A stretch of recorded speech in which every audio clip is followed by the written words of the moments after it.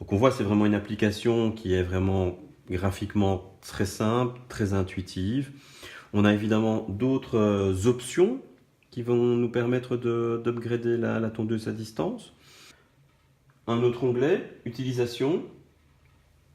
Donc ici, différentes options qu'on peut mettre en route. Alors, la minuterie adaptative, c'est quelque chose qui m'a l'air très intéressant parce que ça permet en fait à la tondeuse de s'autogérer quelque part en fonction des conditions climatiques et en fonction de la pousse de la pelouse. Alors moi je ne l'ai pas mis en place ici sur le programme, sur les conseils de l'installateur. Pourquoi? Parce que comme j'ai différentes zones de tonte et notamment une zone en plus décentrée sur laquelle je dois soulever la machine pour y aller, c'est clair que la tondeuse ne s'y retrouverait pas. Il y a trop de paramètres pour qu'elle puisse gérer une tonte adaptative. Par contre, j'ai mis le mode éco qui permet de faire une économie au niveau des signaux électriques dans les câbles, avec comme inconvénient éventuellement d'avoir un petit peu d'herbe qui pousse autour de la station de charge. Mais bon, voilà, faisons une économie.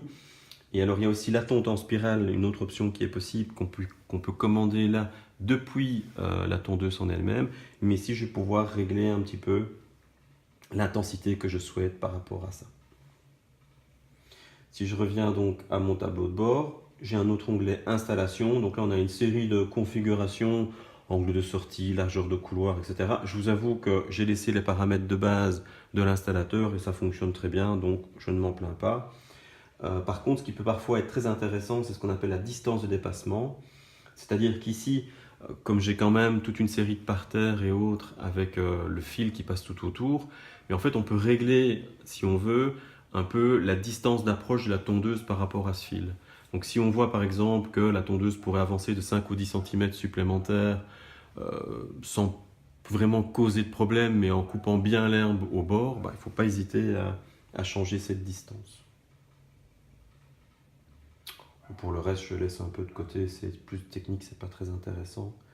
Alors au niveau accessoires, voilà, ici, bon, c'est un gadget, mais ça peut être intéressant. Par exemple, les phares, on peut régler aussi. Ici, c'est réglé pour qu'il fonctionne uniquement le soir. Maintenant, on pourrait le mettre pour qu'il fasse toujours éteint, comme on pourrait le mettre, par exemple, pour qu'il soit toujours allumé. Voilà, donc on constate que c'est vraiment très simple d'utilisation, on bouge le curseur et il n'y a aucun souci. Ouais, comme j'ai bougé, je dois toujours enregistrer. C'est enregistré.